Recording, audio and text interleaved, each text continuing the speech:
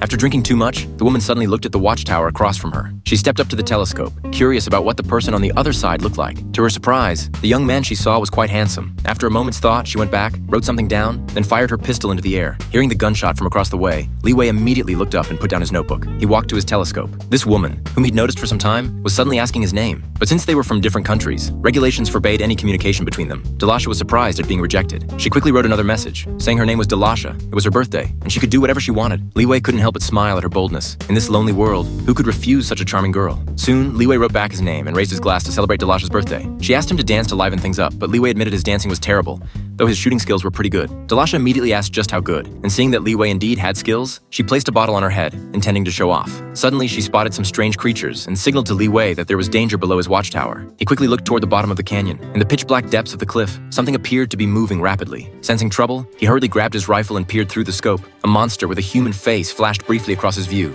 Li Wei fired immediately, setting off explosives below. He quickly dove for cover. Across from him, Dalasha also reacted swiftly, mounting a heavy weapon and opening fire wildly at the monsters on the cliff. But before she could catch her breath, she heard a faint sound beneath her feet. An ominous feeling washed over her. As Dalasha prepared to retreat, the very next second. This movie is called The Gorge. Due to copyright issues, I can only share this much. Those interested should check out the original film.